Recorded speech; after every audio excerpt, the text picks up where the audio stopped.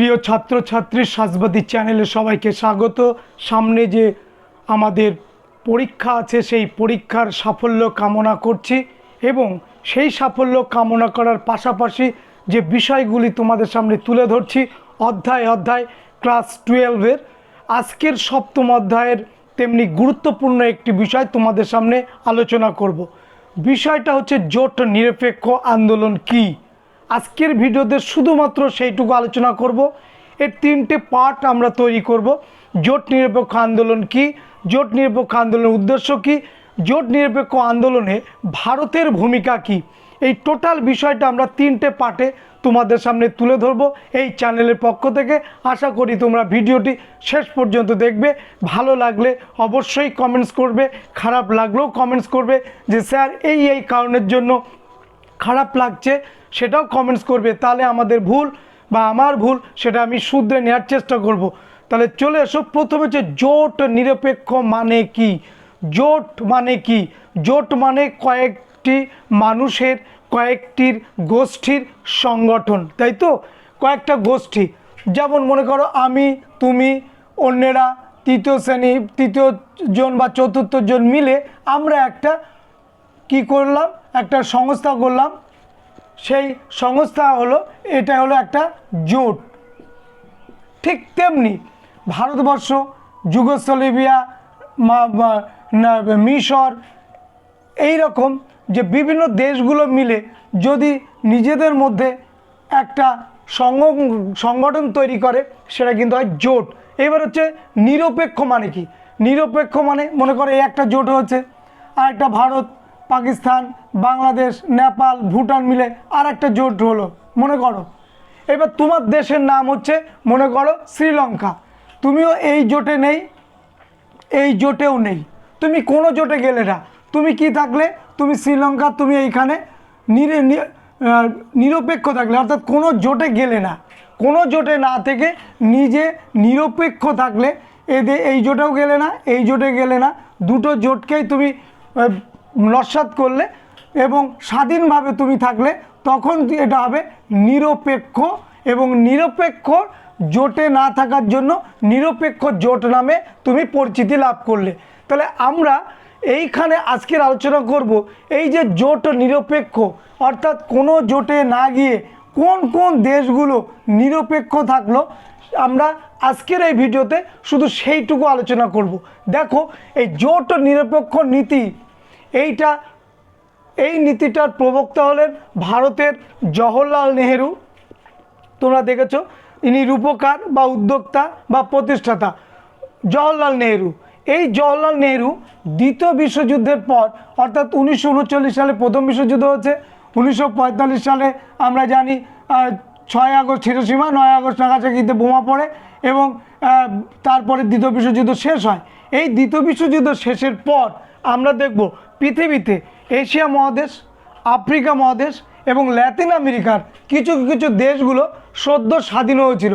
অর্থাৎ দ্বিতীয় বিশ্বযুদ্ধের পর ভারতবর্ষ যেমন স্বাধীনতা পেয়েছে, তেমনি আফ্রিকার কিছু কিছু দেশ স্বাধীনতা পেয়েছে, ল্যাতিন আমেরিকার কিছু দেশ স্বাধীনতা পেয়েছে। এই যে স্বাধীনতা প্রাপ্ত দেশগুলো, এরা কোন জোটে যাবে, একটা সমস্যা। এবার জোট দুটো কোন কোন?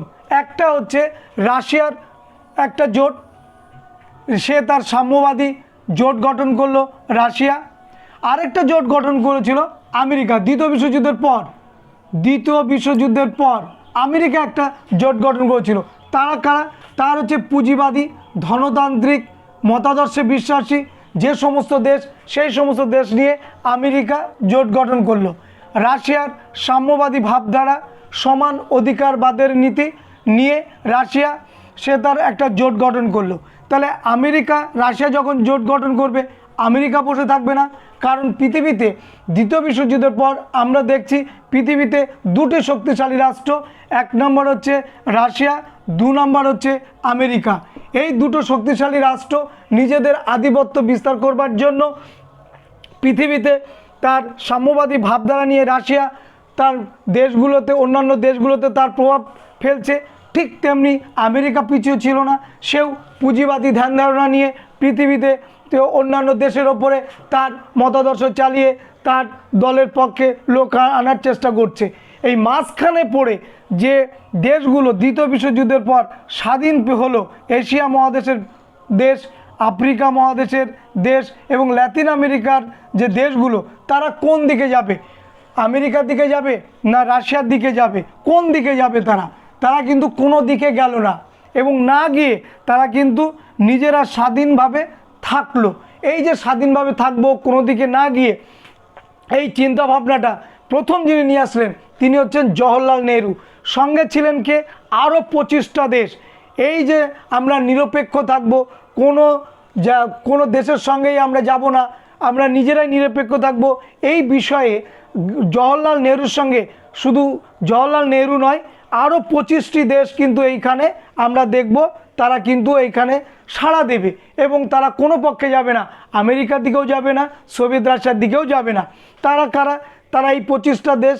এবং এই 25টা দেশের মধ্যে প্রথম এই যে জোট নিরপেক্ষ নীতি নিয়ে যে সম্মেলন হয়, সেই সম্মেলনটা হয়েছিল যুগোস্লাভিয়ার রাজধানী বেলগ্রেডে এবং সেটা সময় ছিল 1 থেকে 6 সেপ্টেম্বর, অর্থাৎ 1 তারিখ থেকে 6 তারিখ পর্যন্ত এই সম্মেলনটা বসেছিল। এবং এইখানে প্রথম যারা অংশগ্রহণ করেছিল তারা হচ্ছেন ইন্দোনেশিয়ার ডক্টর সুকর্ণ। তোমরা জানো ইন্দোনেশিয়ার প্রথম প্রেসিডেন্ট স্বাধীনতার পর যিনি হন তিনি হচ্ছেন ডক্টর সুকর্ণ এবং প্রথম প্রধানমন্ত্রী হন যিনি, তার নাম হচ্ছে মোহাম্মদ হাত্তা। তাহলে এখানে সুকর্ণ এসেছিলেন, চীনের প্রধানমন্ত্রী এসেছিলেন চৌ এন-লাই, মিশরে নিয়ে এসেছিলেন নাসের, যুগোস্লাভিয়ার ছিলেন মার্শাল টিটো এবং ঘানার ছিলেন নক্রুমা। এই যে 6 জন, জওহরলাল নেহরু থেকে শুরু করে এই 6 জন, তারা কিন্তু প্রথম এই যুগোস্লাভিয়ার রাজধানী বেলগ্রেডে প্রথম এই জোট নিরপেক্ষ আন্দোলনে যে সম্মেলন হয় সেই সম্মেলনে তারা কিন্তু অধিবেশনে বসে এবং 1 থেকে 6 সেপ্টেম্বর কিন্তু এই অধিবেশনটা চলে। এবার হচ্ছে এরা বসে ওরা কোনো দিকে গেল না, নিরপেক্ষ থাকলো, স্বাধীন থাকলো। থাকার পর ওরা কিছু সিদ্ধান্ত নিয়েছিল যে আমরা নিরপেক্ষতা অবলম্বন করে আমার দেশটাকে কিভাবে এগিয়ে নিয়ে যাব, তার জন্য কী নীতি নির্ধারণ হবে। তো এই যে দেশগুলো তারা কিন্তু এই রাশিয়া এবং আমেরিকার প্রভাব থেকে সমদূরত্ব থেকে মুক্ত থেকে সমদূরত্ব থেকে যে বিষয়গুলোকে সামনে নিয়ে এসেছিল বা যে বিষয়গুলোকে নিয়ে ওরা আলাপ আলোচনা করেছিল এবং যে বিষয়গুলোর ওপরে নিজেদের কার্যকারিতা সীমাবদ্ধ রেখেছিল, সেগুলো এক, নিজ দেশের আভ্যন্তরীণ উন্নয়ন, অর্থাৎ যে দেশগুলো সদ্য স্বাধীন হয়েছে, ভারতবর্ষ, তিউনেশিয়া, আলজেরিয়া, এই যে দেশগুলো, ঘানা, এই যে দেশগুলো যে দ্বিতীয় বিশ্বযুদ্ধের পর স্বাধীন হলো, সেই দেশের আভ্যন্তরীণ বিষয়ে আমেরিকা, রাশিয়া বা অন্য কোনো দেশ হস্তক্ষেপ করবে না। একমাত্র সেই দেশই তার নিজের আভ্যন্তরীণ বিষয়ে সে কিন্তু হস্তক্ষেপ করবে, তার দেশের আভ্যন্তরীণ বিষয়গুলোর ওপরে সে দৃষ্টিপাত করবে। সমস্যা তৈরি হলে সেই সমস্যার সে সমাধান করবে। বাইরের কোনো শক্তিশালী রাষ্ট্র নয়, কি আমেরিকা সেও না, কি রাশিয়া সেও না, নিজে আভ্যন্তরীণ বিষয়ে আমি নিজেই আমার দেশের হস্তক্ষেপ করে সমস্যার সমাধান ঘটাবো। যদি বাইরে থেকে এসে কেউ হস্তক্ষেপ করে সমস্যার সমাধান ঘটায় তাহলে কিন্তু সেটা কিন্তু পরাধীনতার নামান্তর হয়। সুতরাং এই বিষয়টা ওরা প্রথমেই এই সম্মেলনে কিন্তু রেখেছিল। দ্বিতীয় পয়েন্ট হচ্ছে বৈদেশিক নীতি নির্ধারণ। আমি কোন দেশের সঙ্গে সম্পর্ক করব, আন্তর্জাতিক সম্পর্ক করব, বাণিজ্যিক সম্পর্ক করব, সাংস্কৃতিক সম্পর্ক করব, ব্যবসায়িক লেনদেন সম্পর্ক করব, সেটা আমার একান্ত ব্যক্তিগত বিষয়। কোন দেশের সঙ্গে করলে আমার সুবিধা হবে সেটা আমি করব এবং আমি বুঝেই করব। এটার জন্য রাশিয়ার প্রভাব, আমেরিকার প্রভাব বা রাশিয়ার কথা শুনে কি আমেরিকার কথা শুনে আমি কিন্তু সেই বৈদেশিক ক্ষেত্রে কোন দেশের সঙ্গে চুক্তি করব সেটা কিন্তু করব না। অর্থাৎ স্বাধীনভাবে বৈদেশিক নীতি নির্ধারণ করব যে আমি বাংলাদেশের সঙ্গে আমার ব্যবসায়িক উন্নয়ন হবে কি হবে না সেটা আমি বুঝবো। আমি যদি দেখি যে হ্যাঁ করলে উন্নয়ন হবে, আমার দেশের লাভ হবে, আমি অবশ্যই করব। সেইখানে অন্য কোনো তৃতীয় পক্ষের দেশের কোনো হস্তক্ষেপ মানা যাবে না। নেক্সট হচ্ছে শান্তি। আমার দেশের শান্তি আমি রক্ষা করব। কোনো তৃতীয় শক্তির দ্বারা, কোনো দ্বিতীয় শক্তির দ্বারা আমি কিন্তু সেই অশান্তিটাকে শান্তিতে আনবার জন্য বা তাদের প্রক্রিয়া বা তাদের কথা আমি কিন্তু শুনবো না। অর্থাৎ নিজের দেশের শান্তি নিজেকেই আমি রক্ষা করার জন্য আমার যা সর্বস্ব আছে সেটা দিয়ে চেষ্টা করব। দেখা যাচ্ছে নিজের দেশের শান্তি ফেরাবার জন্য, গৃহযুদ্ধ এড়াবার জন্য যদি আমেরিকার সাহায্য নিই, যদি রাশিয়ার সাহায্য নিই, তাহলে কিন্তু এদের দ্বারা আমাকে প্রভাবিত হতে হবে। কারণ এরা যদি বলে যে তোমার দেশের শান্তির জন্য আমি সাহায্য করেছি, সুতরাং আমার কথাটা শুনতে হবে, সে কিন্তু পক্ষান্তরে সেই দেশ আবার এদের অধীনে চলে যাবে। সুতরাং দেশের শান্তি, দেশের নিরাপত্তা, দেশের বৈদেশিক বাণিজ্য, দেশের আভ্যন্তরীণ বিষয় সমস্তটাই সেই সদ্য স্বাধীনতাপ্রাপ্ত দেশগুলো সে কিন্তু নিজেই সেই সমস্যার সমাধান ঘটাবে। নেক্সট হচ্ছে সহাবস্থান নীতি। আমি আমার মতন থাকবো, সমদূরত্ব বজায় রাখবো, কি মিত্র দেশ কি চুক্তি বা প্রতিবেশী দেশ, যে দেশই হোক না কেন, সমস্ত দেশ থেকে নিজের মতো করে থাকবো, অর্থাৎ স্বতন্ত্র থাকবো, আমি আলাদা থাকবো, আমি কারোর দ্বারা পরিচালিত হব না, কারোর দ্বারা নিয়ন্ত্রিত হব না, কারোর দ্বারা আমার দেশটাকে পরিচালিত করব না। এই দুর্ধর্ষ এই নীতিগুলো কিন্তু জোট নিরপেক্ষ আন্দোলনে বা জোট নিরপেক্ষ এই যে সম্মেলন হয়েছিল, সেই সম্মেলনে কিন্তু এই বিখ্যাত ব্যক্তি যারা, তারা কিন্তু এই রাশিয়ার প্রভাব থেকে মুক্ত হওয়ার জন্য, আমেরিকার প্রভাব থেকে মুক্ত হওয়ার জন্য এই নীতি নির্ধারণ করেছিলেন। তাহলে মূল বিষয়টা কি? জোট নিরপেক্ষ। কোন দুটো দেশের মধ্যে জোট হয়েছিল? পৃথিবীতে দ্বিতীয় বিশ্বযুদ্ধের পর আমেরিকা যুক্তরাষ্ট্র এবং সোভিয়েত রাশিয়া। আমেরিকার হচ্ছে ধনতান্ত্রিক পুঁজিবাদী জোট এবং সোভিয়েত রাশিয়ার সাম্যবাদী জোট। এই দুটি জোটের বাইরে পৃথিবীর দেশগুলোকে রক্ষা করবার জন্য একটা নিরপেক্ষ নীতি গ্রহণ করেছিলেন তিনি হচ্ছেন ভারতের প্রধানমন্ত্রী জওহরলাল নেহেরু। এবং তার এই মস্তিষ্ক প্রসূত ফসল হচ্ছে জোট নিরপেক্ষ নীতি।